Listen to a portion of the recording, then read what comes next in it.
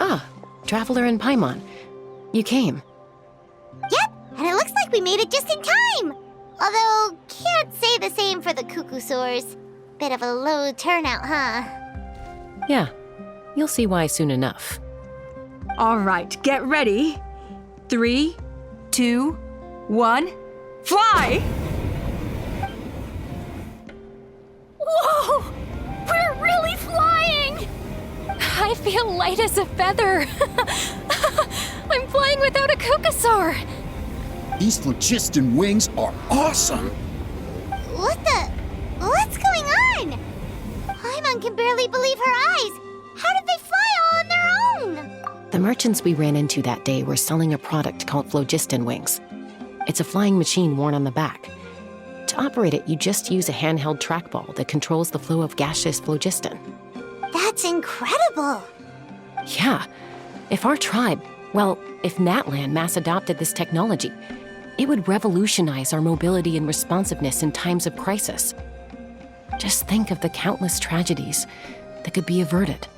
I feel like I'm dreaming. Did I really just fly on my own without the help of a Cuckoosaur? You'd better believe it. Plus, you just passed a flying trial. Right, Elder Alpa? Elder Alpa? Should this really count as a pass? If we did the trial using phlogiston wings? Why not? The scoring rubric is about flying performance. It doesn't specifically say you have to ride a Cuckoosaur, does it? Yeah, maybe, but... I mean, even Chaska had to ride a Cuckoosaur in a trial, right? And the whole point of the trial is to test both your flying technique and your ability to work with a Saurian companion. Well, if we can fly by ourselves, maybe we don't need to test the ladder anymore.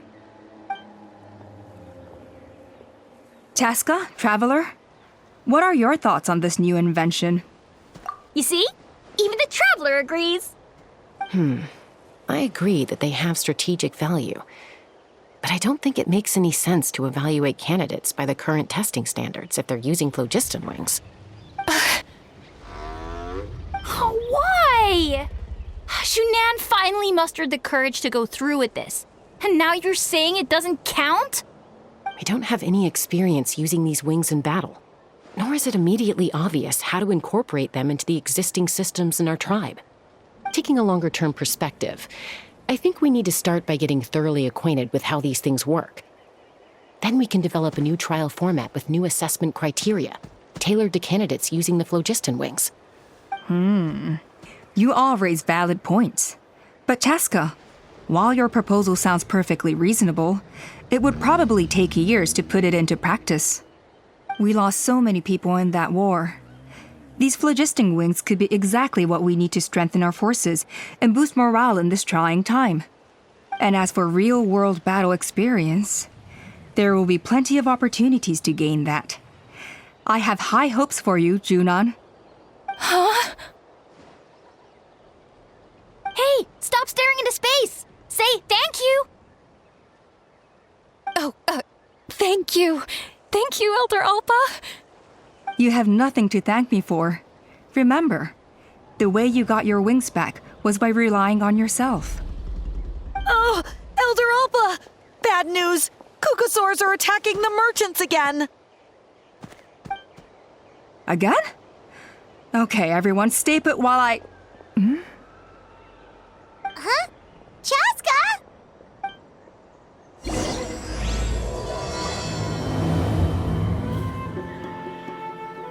Why did Chaska rush off like that? And then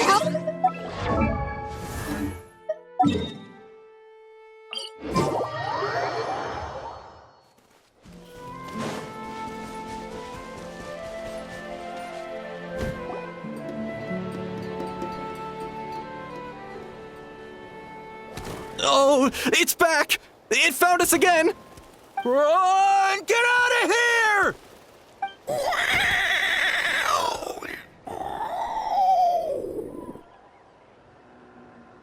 Curses!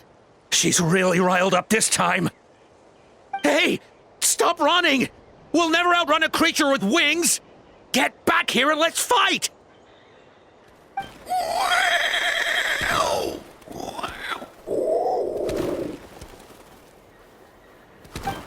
Stop! All of you! Chaska! Oh, wonderful! Quick, get rid of that thing!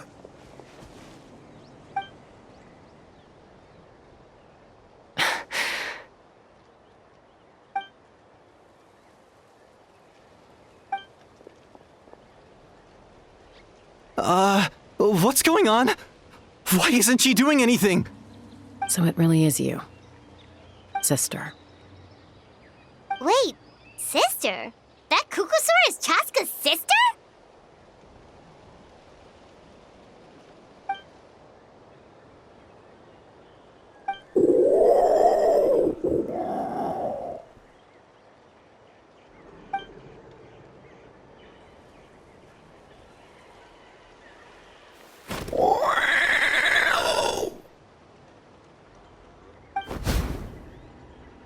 Koya, wait!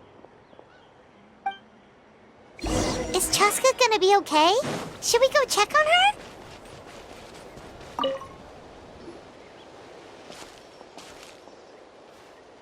Chaska, are you okay? I'm fine. Sorry for making you worry. No point. She's an expert at hiding her tracks. Once she's shaken you off, you'll never catch up to her. At least, I always used to lose to her at hide-and-seek when we were kids. Well, yeah. You know I was raised by Kukusaurs. Anyway, she and I grew up in the nest together. Her name's Koya, and she's my big sister. We played together all the time, chasing each other through treetops or mountaintops. It felt like it would go on that way forever. Until the day I was sent back to live with the humans. Not all Kukusaurs are friendly towards people. Koya, for instance, she's fine with me because we grew up around each other, but she's not fond of other humans.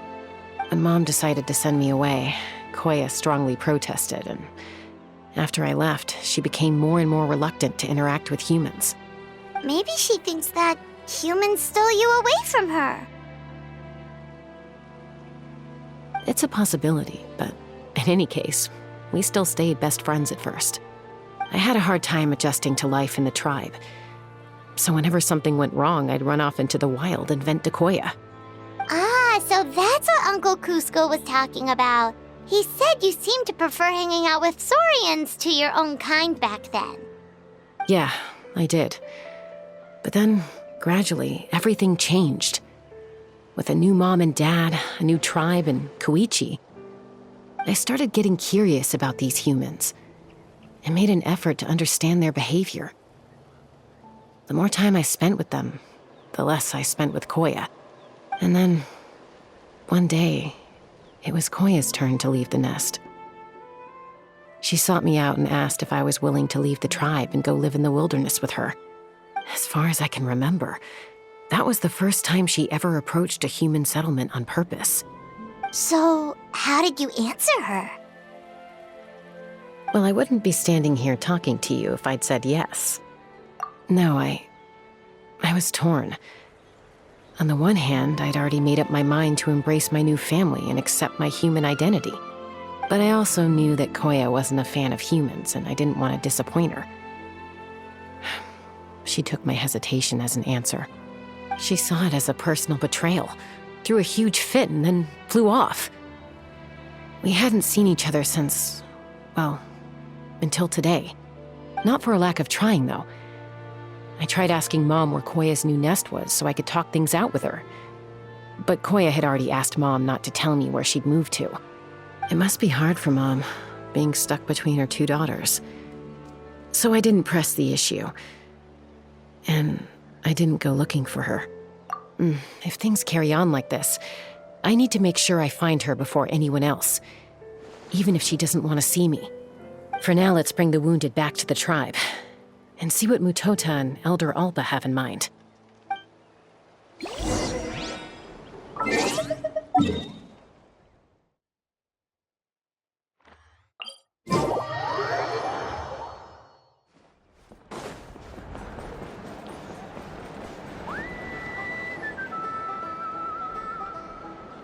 So, I hear there's been another Kukasaur attack. Ha! I knew it! They're wild animals, and they can't be trusted. Hey, show a little respect. The Kukasaurs are our partners. Maybe in the flying squad, but they don't give a hoot about the rest of us. Well, now that we have the phlogiston wings, do we even need the Kukasaurs anymore? Are you kidding? How are we supposed to protect our tribe without them? I didn't mean it like that. Huh? Protect our tribe? Or are you just scared that your precious flying squad will lose its prestigious position? You take that back! Things are changing so quickly. Chaska, there's a conflict emerging there. Aren't you going to nip it in the bud? The whole tribe's talking about this now. Breaking up a single fight won't solve anything. The real source of conflict here is the phlogiston wings. And what happened with Koya. On any other day, people would just brush this attack aside. After all, clashes between wild Kukasaurs and humans are no more common than those between people. But now that the phlogiston wings have entered the equation, it's sparked a debate over whether our tribe needs the Kukasaurs at all. I worry that we risk repeating the mistakes of the Cinder City. Back then, Lord Ochkon's hatred of the Saurians nearly destroyed the peace forged by the Pyro Archon.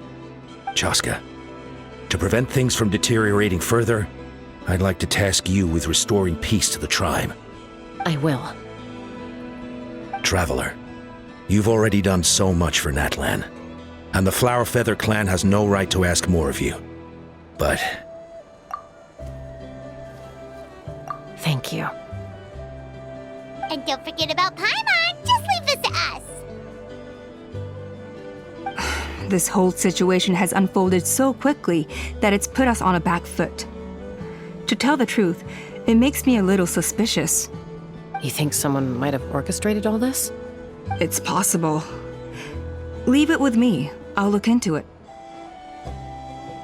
Also, Chaska, could you try to keep a low profile while you're out there digging around? We don't want to give our hand away. I'll do my best. Okay, so where should we start? This all began with Koya's attacks. If we can find out what led her to do it, that should give us something to work with. Unlikely. Given how she reacted when I showed up, I don't think she's forgiven me. If you want to resolve a conflict through dialogue, sometimes you need a third-party facilitator. Let's go see my mom.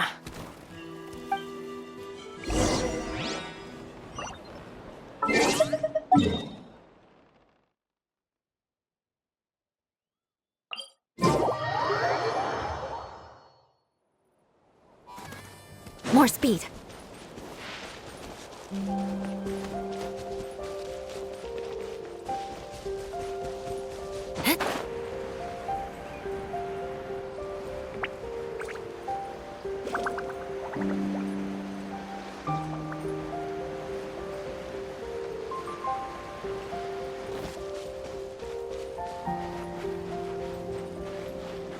come on, show me your courage.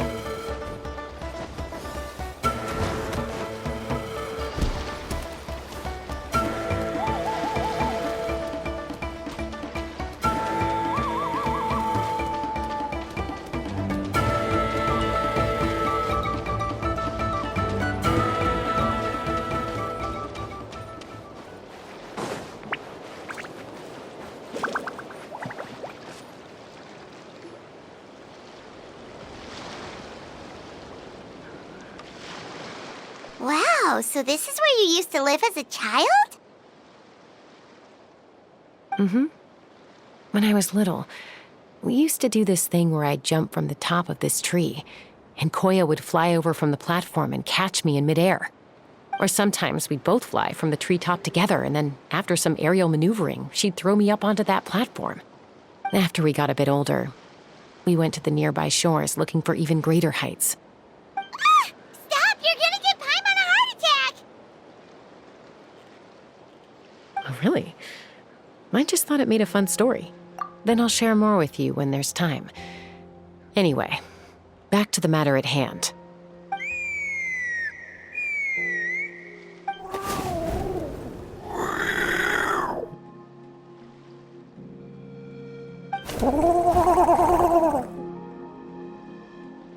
Hey, Mama Bird. I'm back. My last visit was only a week ago, wasn't it? See? I visit you more than I visit Papa Cusco.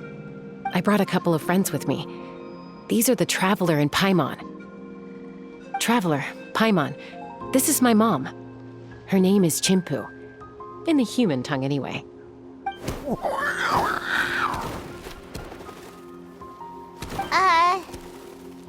Hi!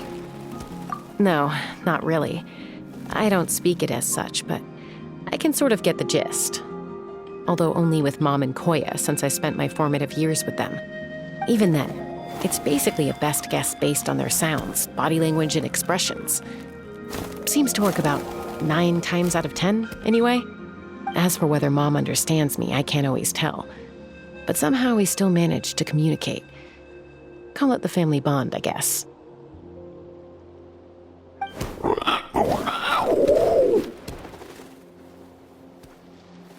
Don't worry. I'm doing well, but I think Koya might be in some trouble.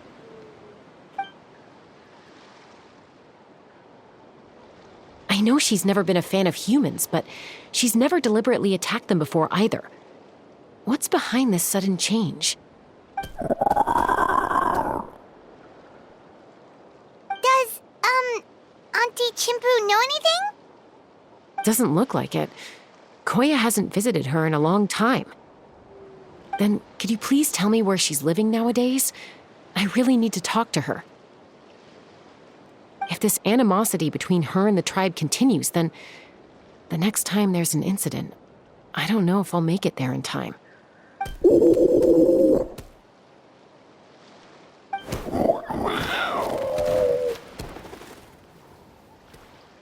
She said she'll take us there. Thank you, Mom.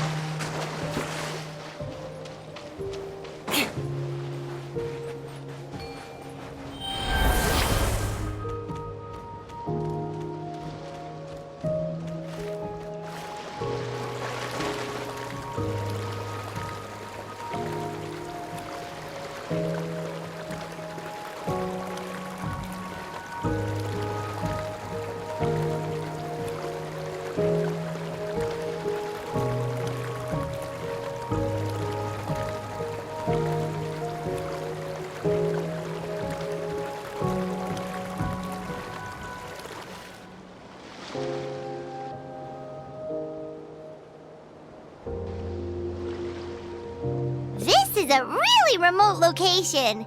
Guess she was trying to get as far away from humans as possible. We stay here? Okay. Got it. Traveler, Paimon. Mom says we should stay out of sight for now. She'll talk to Koya first. Koya is very hostile toward humans right now. So if we show up unannounced, it might just make things worse.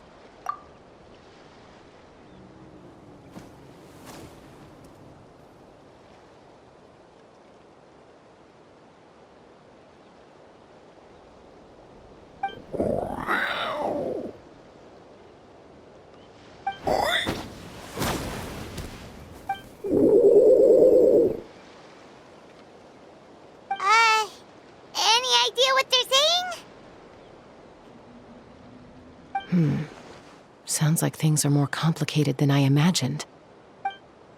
There's evidence in this area suggesting that Koya might have been the victim of a human attack.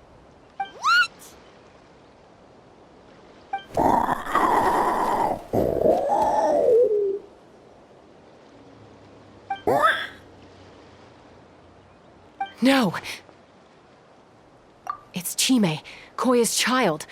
The attackers kidnapped her. They came over the sea, under the cover of night, and they took Chime. What the heck? Who would do such a thing? I searched day and night, and finally found them.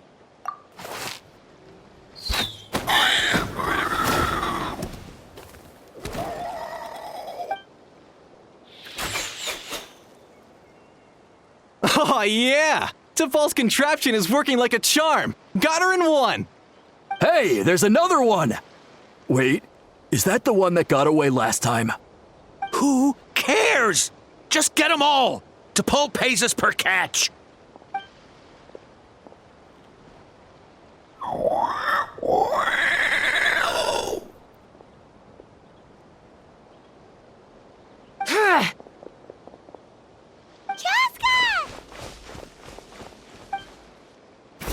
Chaska? How do you get here? Quick, stop her! Don't you even think about running away!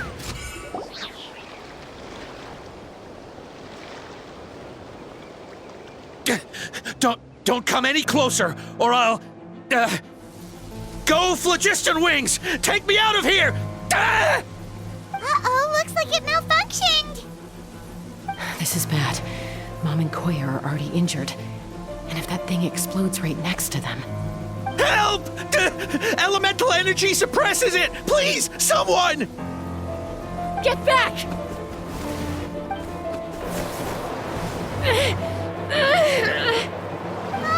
It's still going, and it's getting worse. Guess we need a more permanent solution. All right then.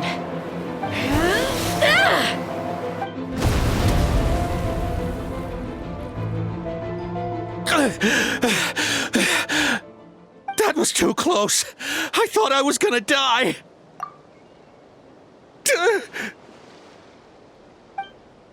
Answer us honestly. Were you the ones who attacked Koya before?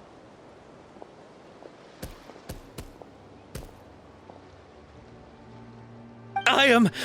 No, it was...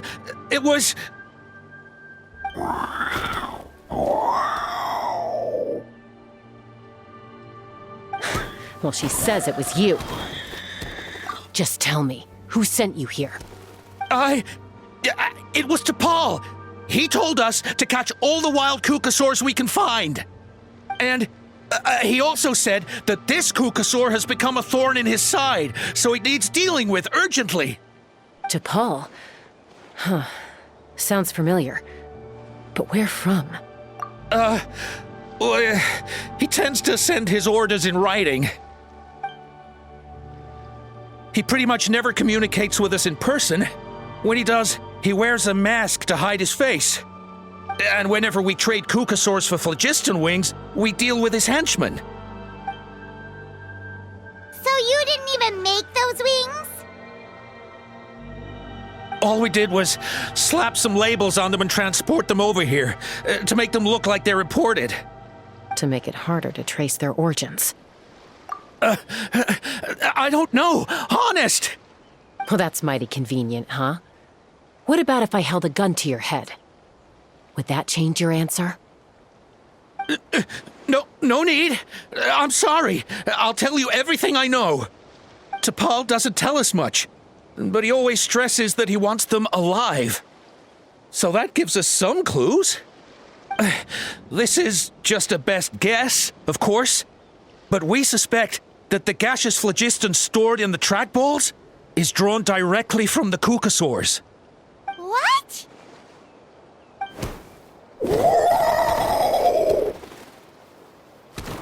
Easy now. You're still injured. Hey, keep talking. Yes, ma'am. So, the gaseous phlogiston has to be highly refined in order to power the phlogiston wings. The slightest imperfection can have disastrous consequences, as you just witnessed. But the Kukasaurs have a natural ability to process gaseous phlogiston. So, if you use them as an intermediary, then...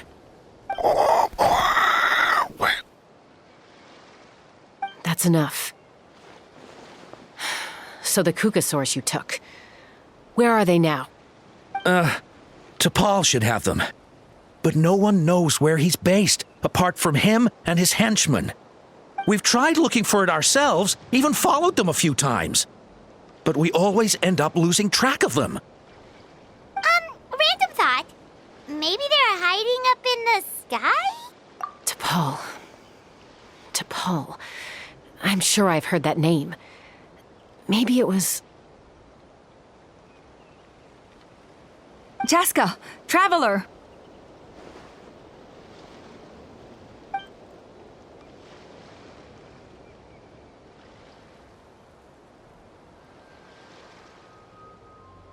That voice!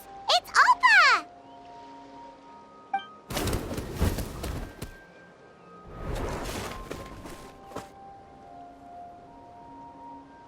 Elder Alba? What brings you all the way out here? Well, I was patrolling nearby when I heard the sound of an explosion. What's going on? I don't believe it. Elder Alba, does the name T'Pol ring a bell to you? I feel like I've seen it written down before. Maybe in a list of candidates for the flying trials? Huh? So he's a member of your tribe then? No. If he was a member of the Flower Feather clan, I'd definitely know him.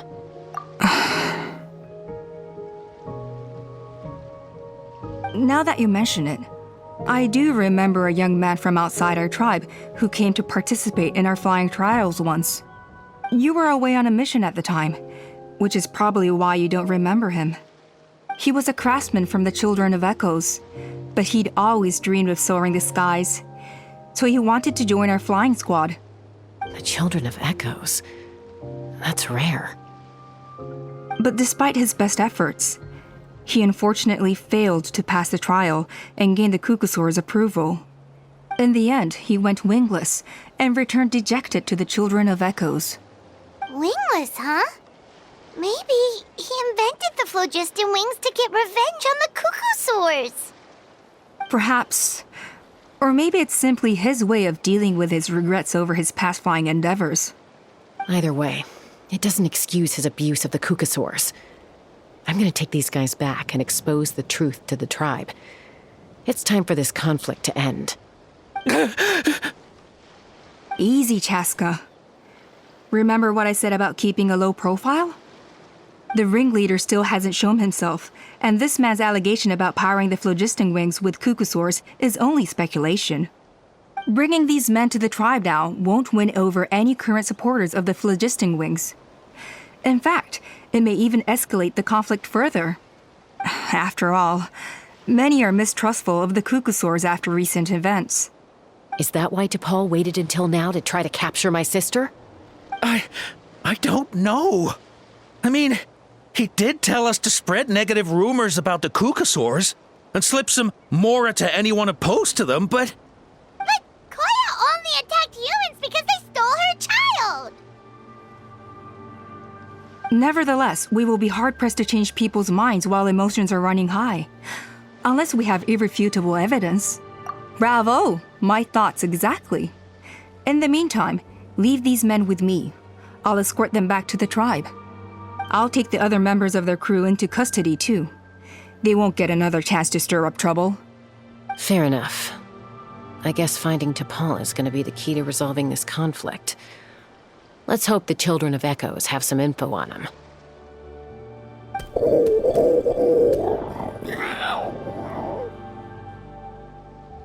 Sorry, whatever it is, it'll have to wait till this is all blown over. I have to fix this situation before it spirals out of control.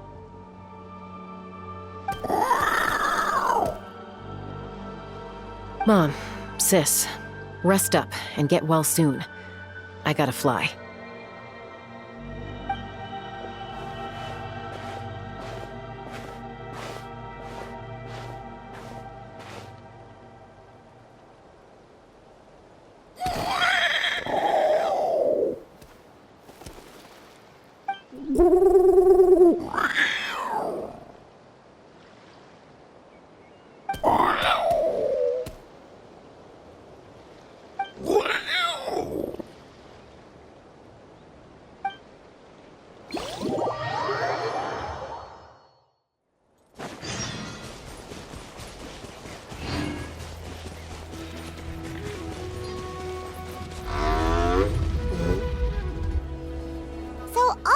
says that T'Pol's from the Children of Echoes. But how do we track him down? Just ask around until we find him? Let's start by talking to someone we know. It'll be faster that way. At this time and place, I'll bet the easiest person to find is... Wakey, wakey, Shilonen! Oh, it's you. Okay, give me a second. I'll come down.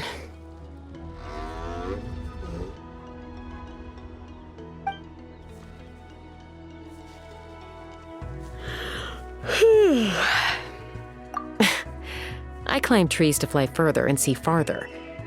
I don't usually stop for a nap. Well, we're not all like you. Always full of energy, even after flying around all day. Yeah. So, you've come all this way and interrupted my precious nap time. Might I inquire as to, why?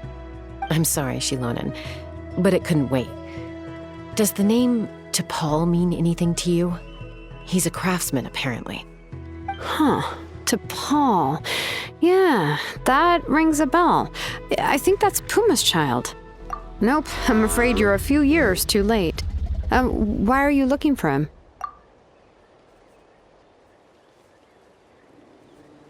Huh, phlogiston wings. Wow, okay. The kid actually pulled it off.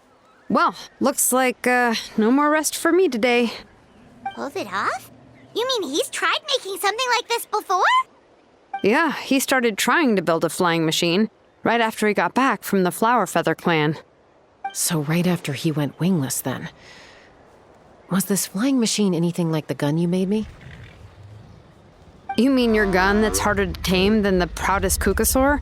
No, he wanted to build something that allows anyone to fly freely, even if they're not naturally gifted. But he never got very far back then, though. Blew up his workshop a few times and barely made it out alive. I never really kept up with him after that. His parents traveled a lot in their youth and only returned to the tribe after he was born. But they settled in a remote area and don't interact with other people much. Which means most people in the tribe don't know them very well. Your best bet is to chat to his direct family. I'll, go get Puma. Wait for me in front of the workshop. I won't be long.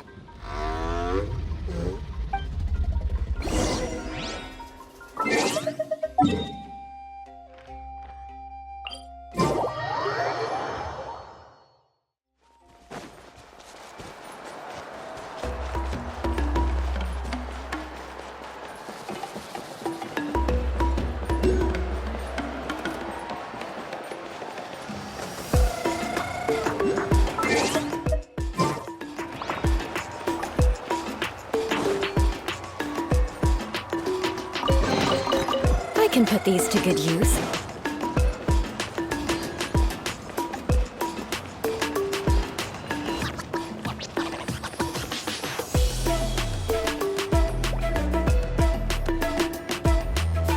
I'm back. Allow me to introduce T'Pol's mother, Puma. Hello, we're... Oh, save the pleasantries. I don't want to spend any longer talking about that boy than I have to. Huh? I disowned him long ago. He is no child of mine. All he cared about was his pipe dream of reaching the sky. Oh, we tried to talk sense into him, but he was obsessed. And then when he left us, he spouted some nonsense about building a workshop in the sky to avoid the constant criticism of us ground dwellers. He left his notebook behind. Whatever questions you have, you can look for them in there. I am done talking about him. He's no son of mine. He never called me Mom anyhow.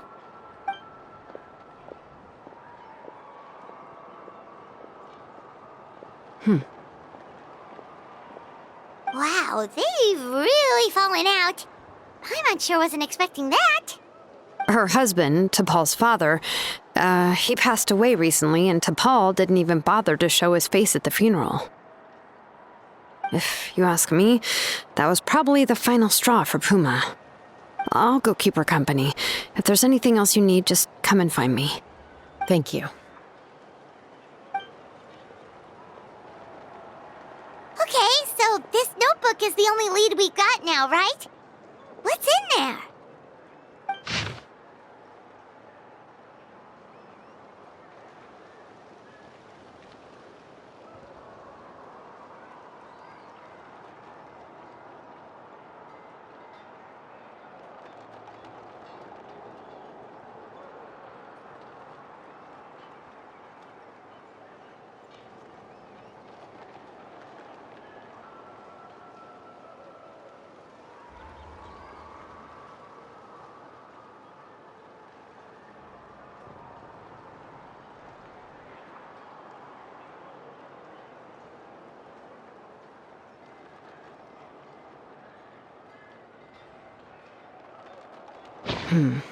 Some early designs for the phlogiston wings, and some theorizing about an airborne workshop. Ochkanatlan, the Cinder City. Looks like that's where he got his technological inspiration from. So, was he serious about the workshop in the sky? But that's such a big project for one person. Do we think he actually pulled it off? Oh, yes. The one from the trial arena that was super high up. That balloon has been there for a while, and everyone's been wondering how it got up there, but what if that's the wrong question? What if it started off even higher up, above the clouds and out of view, and it only descended to its current height due to some kind of malfunction? Part of T'Pol's workshop? Seems likely. If T'Pol's base had been hiding above the clouds this whole time, that would definitely explain why Isidore couldn't find it. I totally called it! But how do we get up there? Chaska, can you even fly that high? By myself? Possibly. But with a passenger, no chance. I doubt even phlogiston wings could take you up that high. At least, not without that relic T'Pol mentioned in his notebook. Yeah, and he's probably holding on to it. We'll have to find another way. Nope. That's way beyond Paimon's altitude. Also, would you really expect Paimon to go up there and take on T'Pol all by herself? Let's not worry. Just because we can't think of a solution doesn't mean no one else can. I'm not the only flying expert in my tribe, you know. Oh, good point. We should go ask Elder Alpa. And Mutoda. He was quite the flying ace back in the day, too. Let's head back and see what they suggest.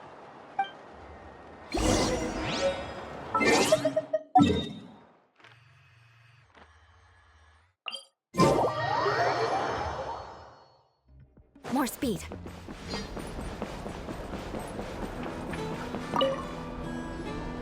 Chaska, you're finally back.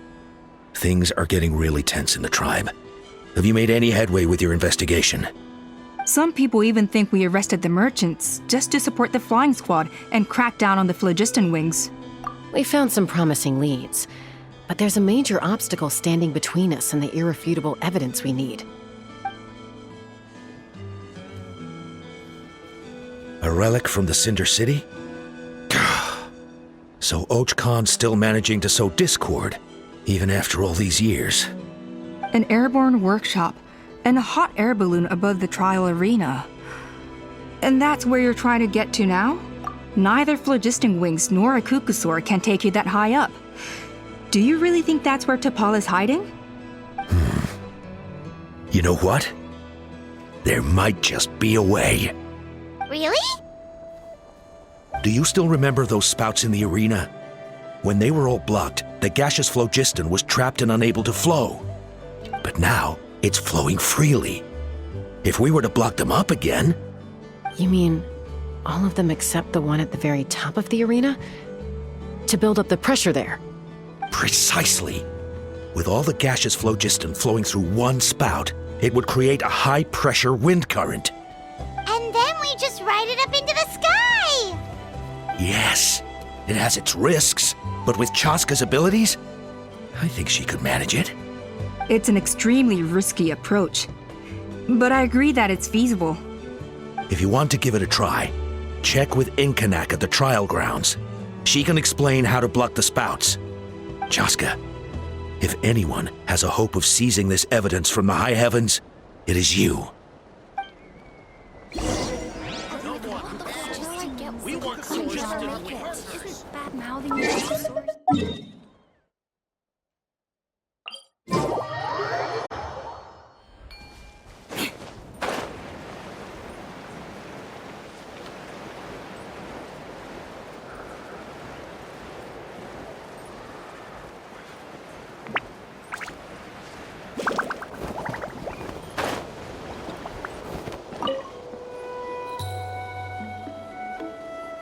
Goodness me, that is a very bold idea.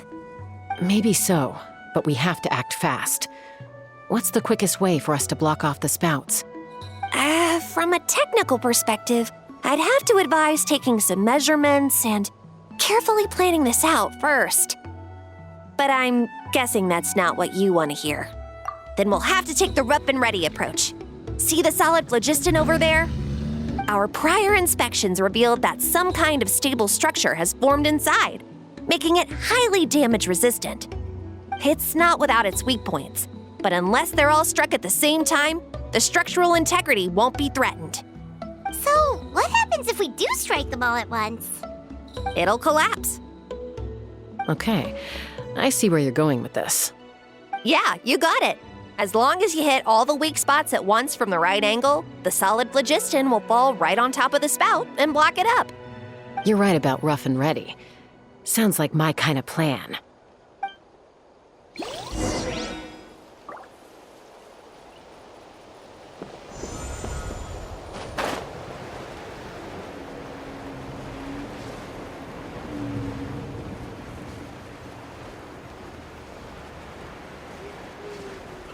Look! There's a chunk of solid phlogiston right over that spout!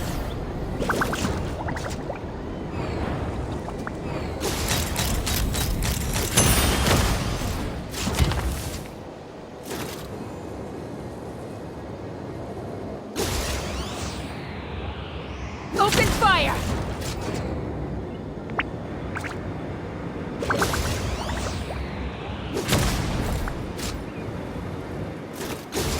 Open fire! Mama! Bird.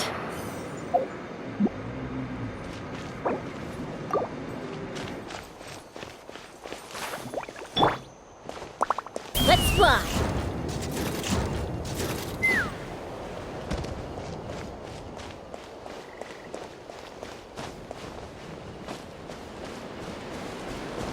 Take me up!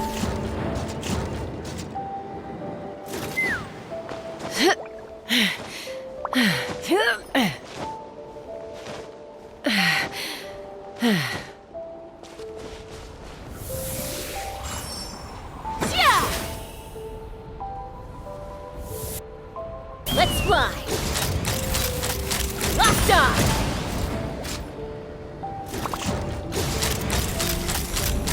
Open fire!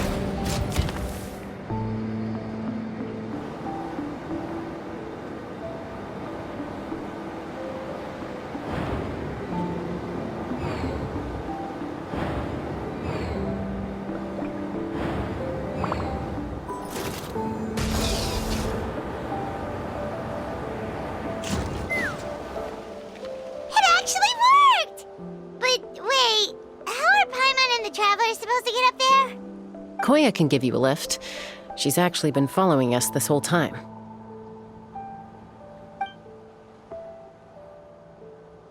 Wow, Paimon didn't notice at all! Well, probably because she didn't want to get too close to humans. Or maybe just me. But right now, we need her power.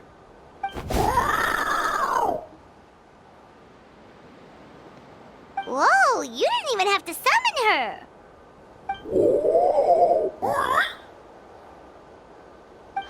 Yes, up there. That's probably where Chime is. All right, let's go have a little talk with this T'Pol.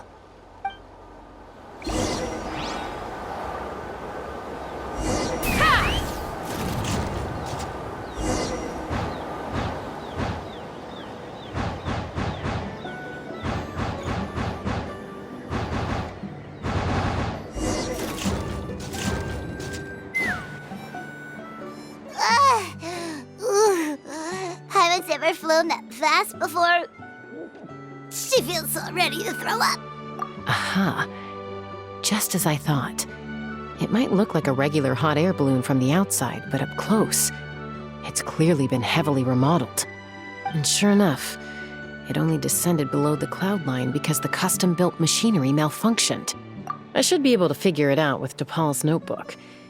Thankfully, I know a little DIY from fixing up my guns when they're having issues. That should just about do it. Now all it needs is a nice hard kick. Maybe that works on your guns, but, huh? We're really moving!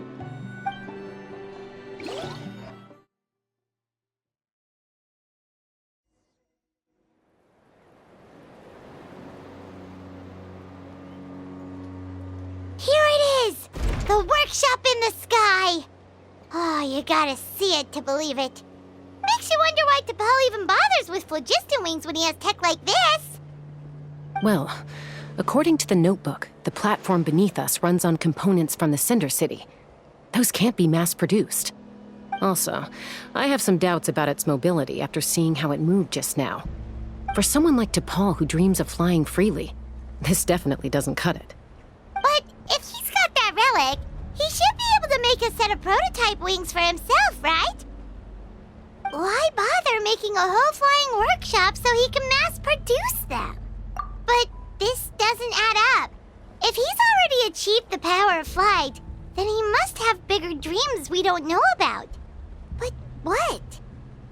With any luck, we'll find the answers in his workshop.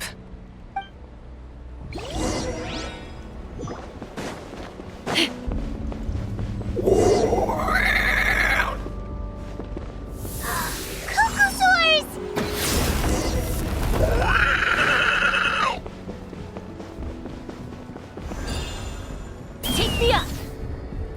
Giddy up!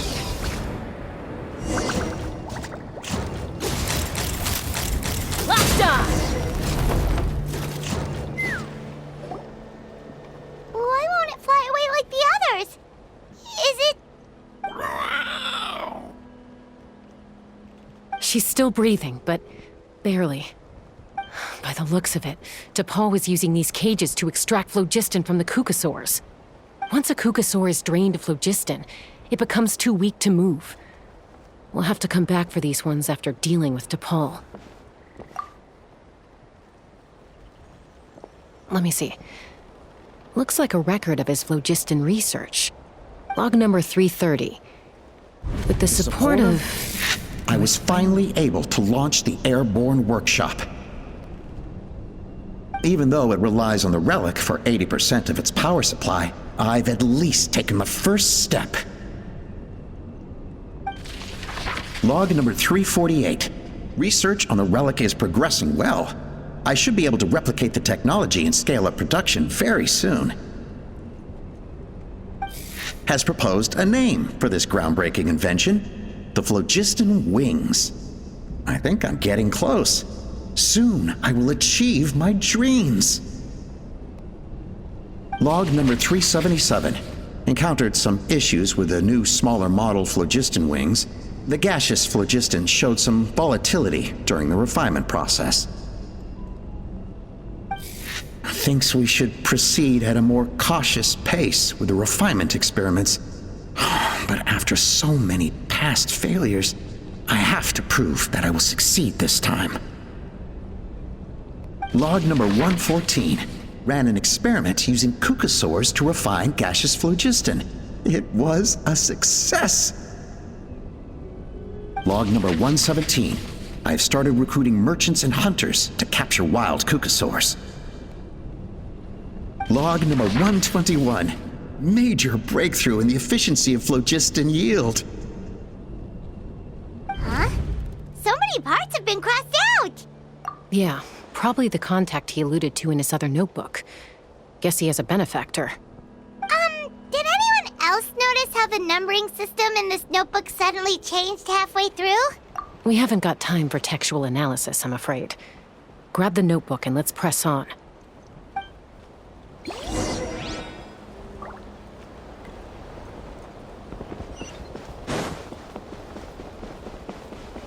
Huh. Never seen one of these before. Looks like this was built with the Cinder City components, too. You're not thinking of giving it a nice hard kick, are you?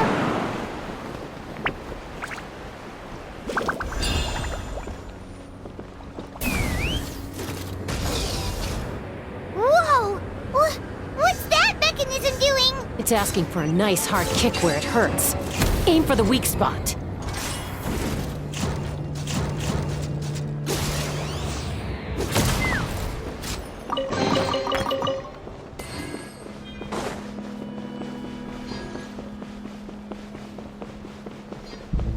What are they doing here? It's T'Pol's henchmen.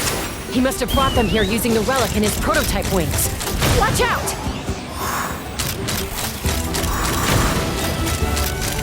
Locked on! Bullseye!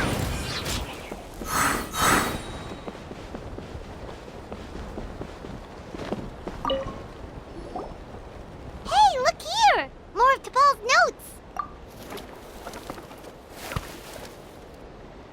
Log number 403. Introduce me to some new comrades who fully support my ideas. I told them that some Saurians are blessed with wings, and some people with natural gifts, while the less fortunate among us can only look on longingly as they seize the skies. But I also told them that progress can erase individual differences. Think of the tools humanity has made to fight back against wild beasts. The law we have put in place to even the playing field between the strong and the weak. I promised them that our research will be the new frontier of human progress. With our phlogiston wings, the power of flight will no longer be for a select few to enjoy. Imagine a world where the skies are for all to share. I only hope that when we finally achieve this goal, we'll be proud of me. Imagine a world where the skies are for all to share. Yes, what a wonderful world that would be. If only it were possible. We could respond faster, and so many tragedies could be prevented. But T'Pol, what about the Saurians you're draining dry of phlogiston? You're not sharing the sky, you're stealing it! Bad move. I won't let you get away with it.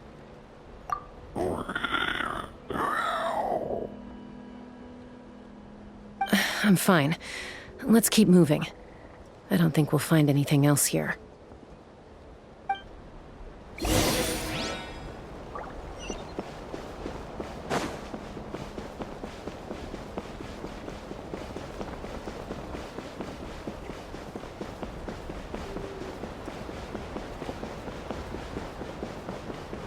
Take me up!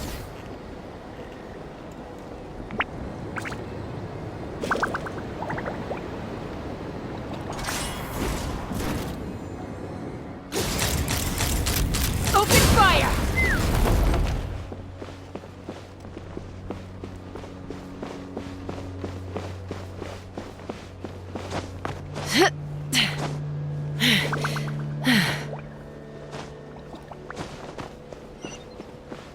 Let's fly!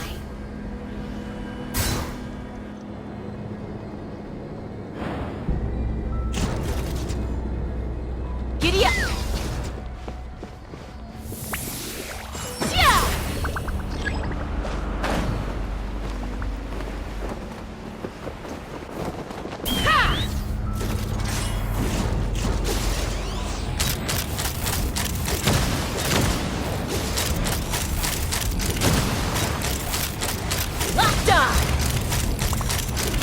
Open fire!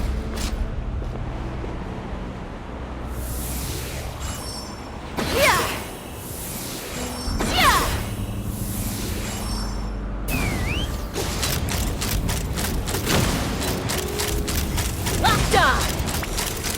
Open fire!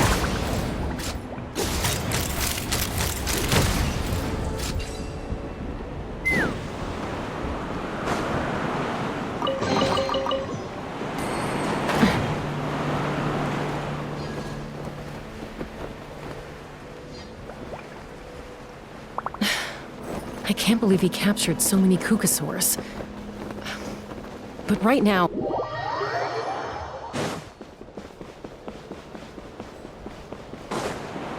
Take me up!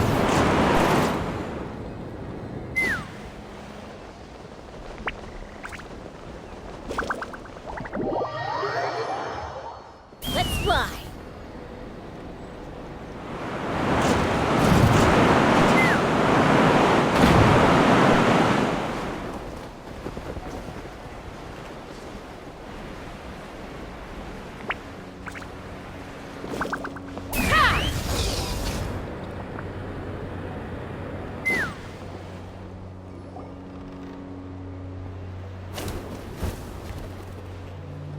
Looks like we've reached the center of the workshop. And still no sign of Koya's baby.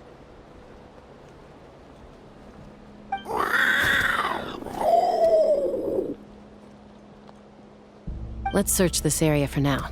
If we still can't find Chime, we'll double back.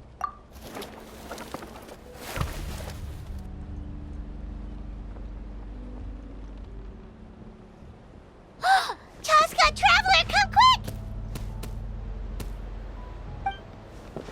What is it? Did you find Chime? Not yet, but look! It's another one of T'Pol's notebooks! Alright.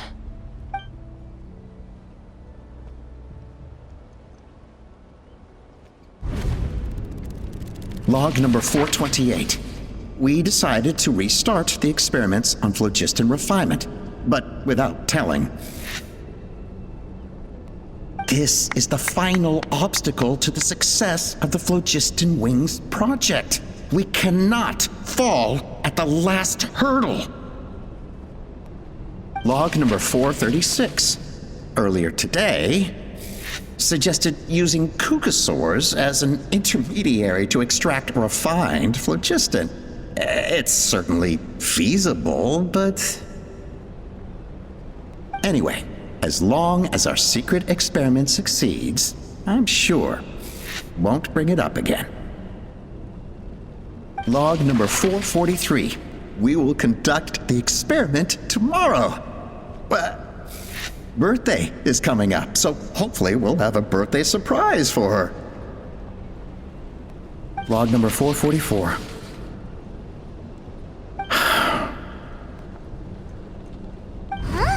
Why is this log empty? I guess whoever wrote down the log number was prevented from recording the results. Log number 0. We lost many comrades in the accident. Among them are friends, lovers, and children. But we cannot stop now. We will keep their legacy alive and carry their dreams forward. As of today, we are scrapping the artificial refinement method. Instead, we will focus all our efforts on phlogiston extraction from live cucosaurs. They are arrogant beasts whose existence in the wild serves no one but themselves. Their true worth lies in their sacrifice for the sake of human progress. To facilitate our operations, we will gradually move the airborne workshop closer to the Flower Feather clan, even as we continue